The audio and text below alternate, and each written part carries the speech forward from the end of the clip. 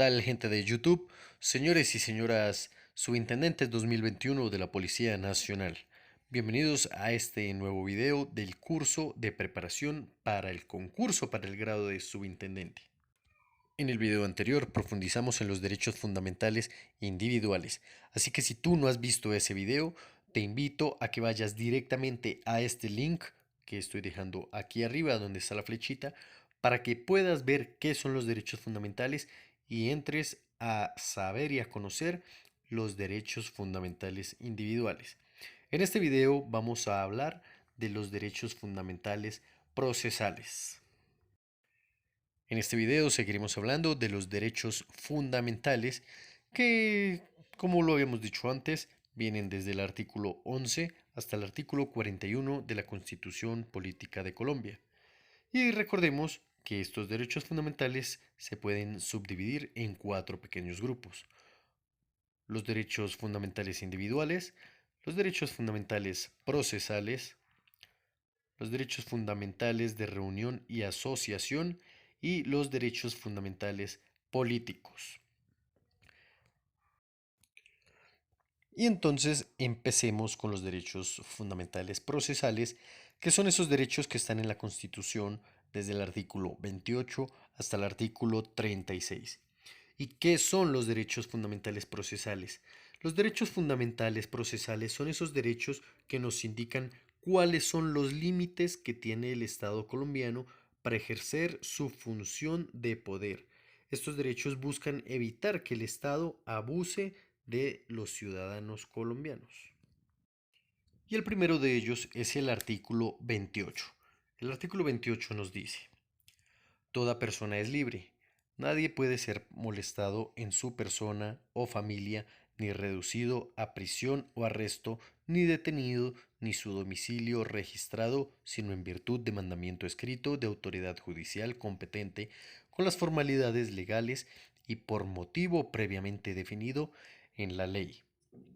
La persona detenida previamente será puesta a disposición del juez competente dentro de las 36 horas siguientes para que éste adopte la decisión correspondiente en el término que establezca la ley.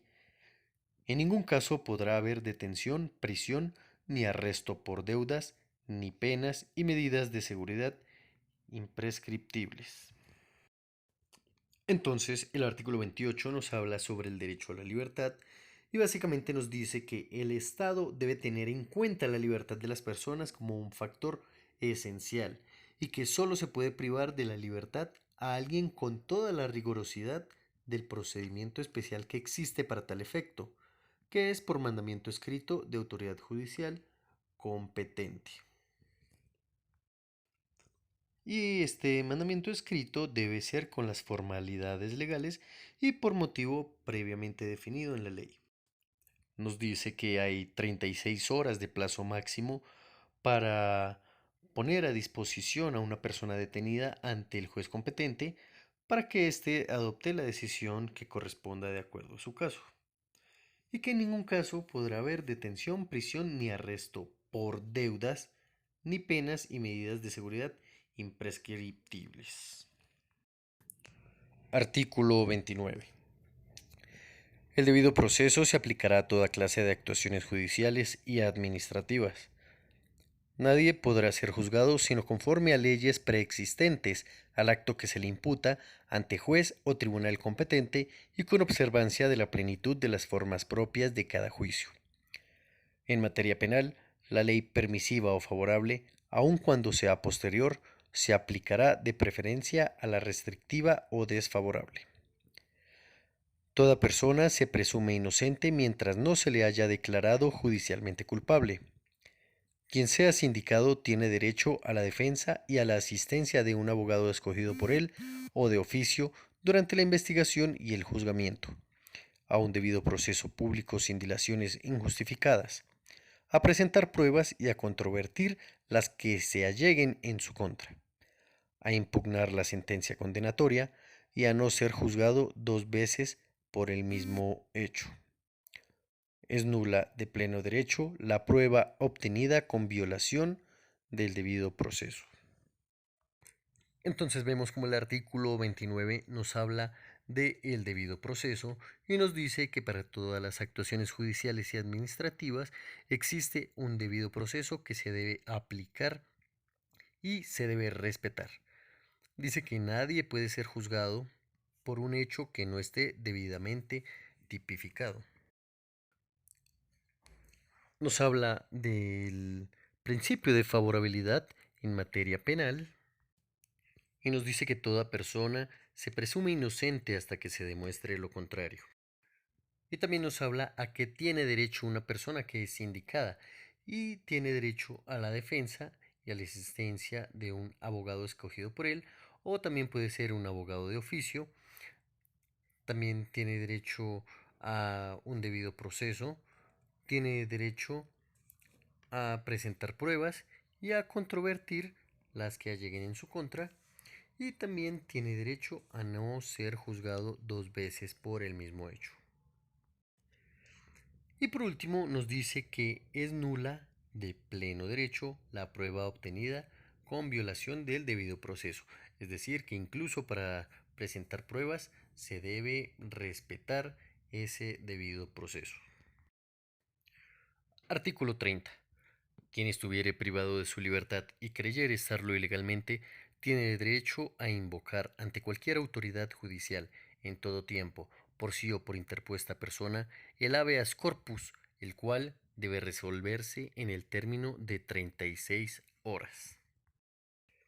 Y bien, este artículo es bastante claro, nos habla del habeas corpus y básicamente lo que nos dice es que si yo estoy privado de mi libertad y creo estarlo ilegalmente, tengo derecho a invocar ante cualquier autoridad este habeas corpus, el cual se deberá resolver en un plazo máximo de 36 horas. Artículo 31. Toda sentencia judicial podrá ser apelada o consultada, salvo las excepciones que consagre la ley. El superior no podrá agravar la pena impuesta cuando el condenado sea apelante único. Y bien, pues este es el artículo 31, derecho de apelación. Y este básicamente lo que nos dice es que si me sentencian por X o Y motivo, yo puedo apelar ante un juez superior.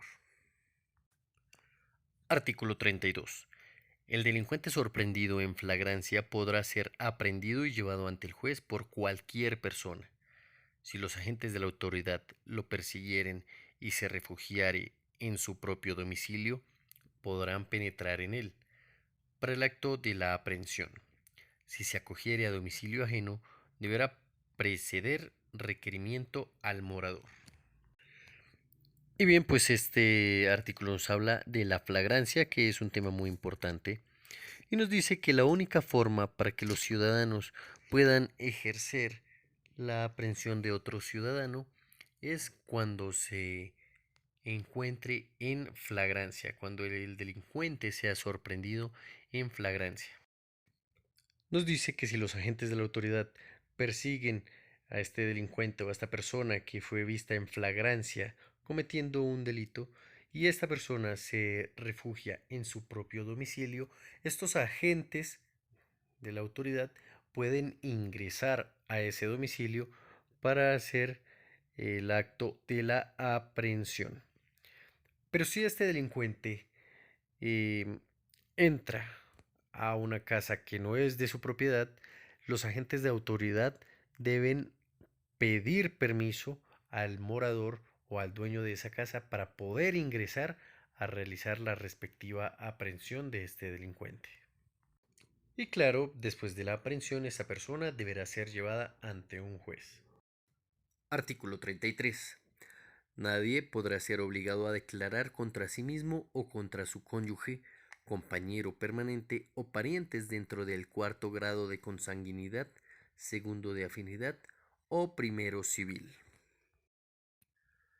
Este artículo es bastante claro, nadie puede ser obligado a declarar contra sí mismo. Y en cuanto a los grados de consanguinidad, segundo de afinidad o primero civil, nos habla específicamente de que nadie está obligado a declarar en contra de sus padres, hijos, cónyuge, suegros, yernos, nueras, abuelos, hermanos, nietos, cuñados, bisabuelos, bisnietos, tíos, sobrinos o primos. En estos que acabo de nombrar se agrupan esas características. Cuarto grado de consanguinidad, segundo de afinidad o primero civil. No estamos obligados a declarar en contra de ninguna de estas personas. Artículo 34.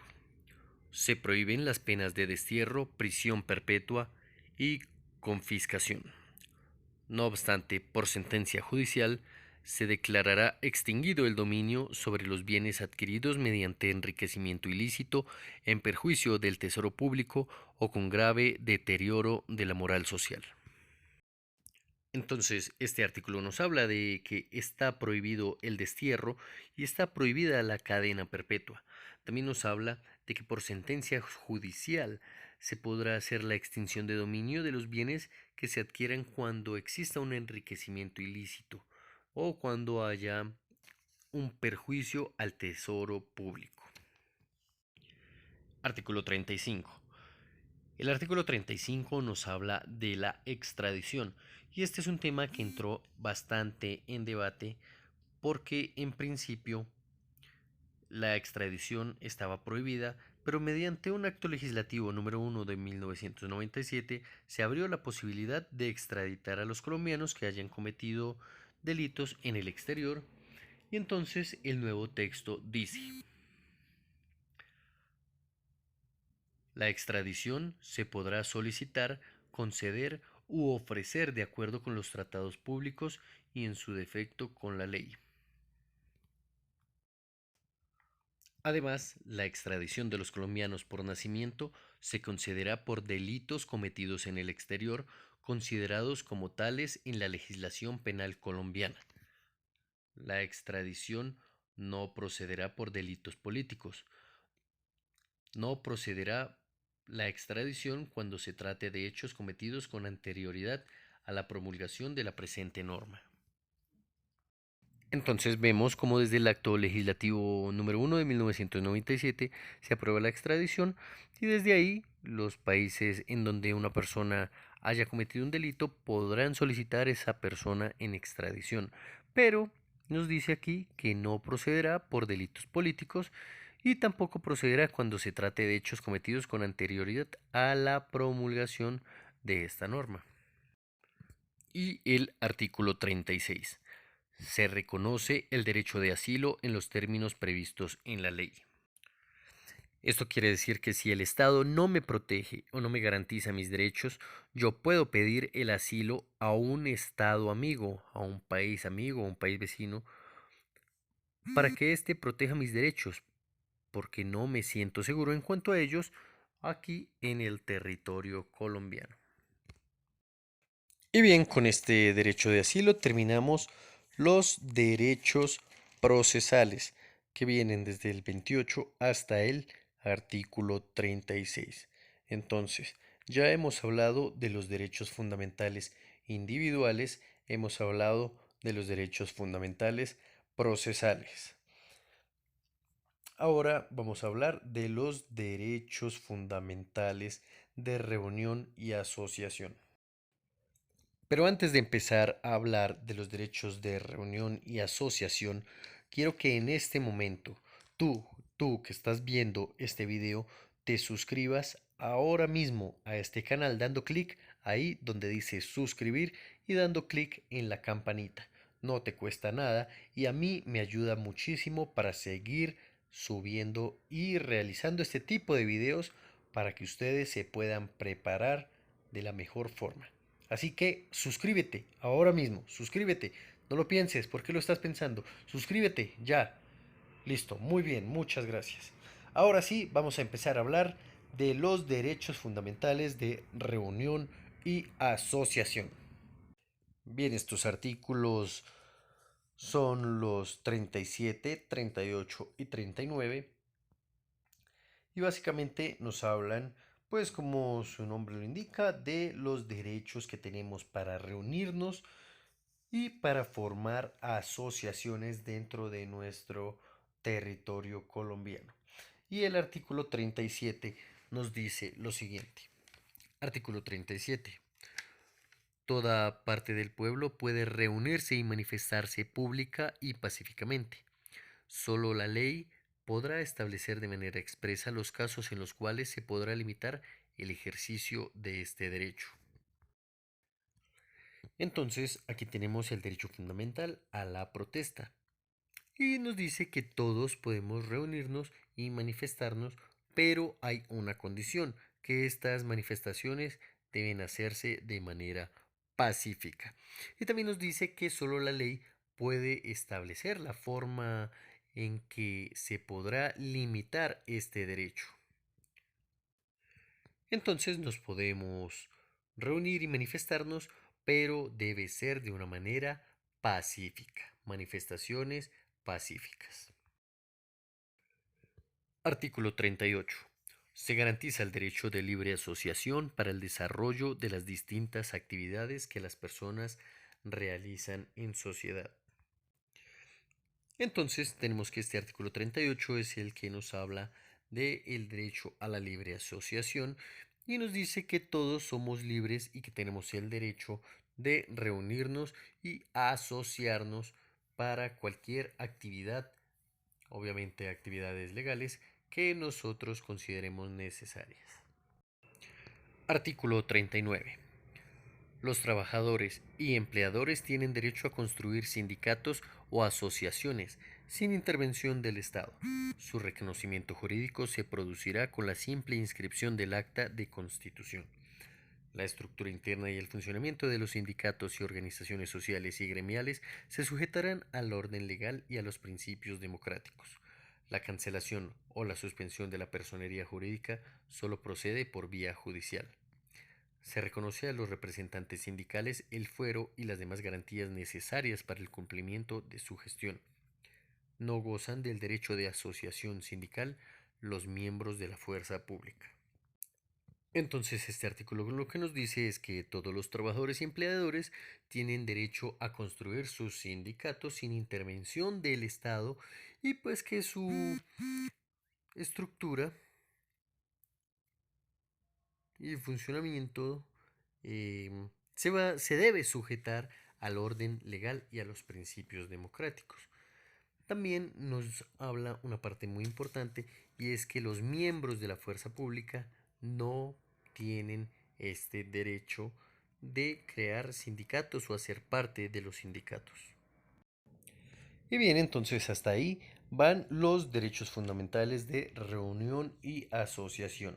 Entonces, hasta este momento hemos visto los derechos fundamentales individuales, derechos fundamentales procesales y los derechos fundamentales de reunión y asociación. Ahora vamos a entrar con los últimos dos artículos, el 40 y el 41, que son los derechos fundamentales políticos. Y pues los derechos fundamentales políticos son parte de los derechos fundamentales y nos habla de cómo los ciudadanos pueden participar en la organización político-administrativa del país. Y pues son el artículo 40 y el artículo 41. Artículo 40. Artículo 40. Todo ciudadano tiene derecho a participar en la conformación, ejercicio y control del poder político. Para hacer efectivo este derecho, puede, primero, elegir y ser elegido. Segundo, tomar parte en elecciones, plebiscitos, referendos, consultas populares y otras formas de participación democrática. Tercero, construir partidos, movimientos y agrupaciones políticas sin limitación alguna, formar parte de ellos libremente y difundir sus ideas y programas. Cuarto, revocar el mandato de los elegidos en los casos y en la forma que establecen la Constitución y la ley. Quinto, tener iniciativa en las corporaciones públicas. Sexto, interponer acciones públicas en defensa de la Constitución y de la ley.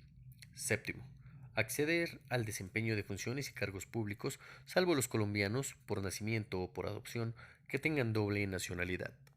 La ley reglamentará esta excepción y determinará los casos a los cuales ha de aplicarse.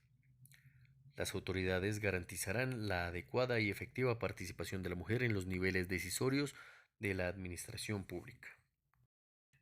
Entonces, en este artículo podemos ver cómo podemos hacer efectivo este derecho que es el derecho a participar en la conformación, ejercicio y control del poder político, y nos dan aquí una serie de ítems de cómo podemos participar y hacer efectivo este derecho.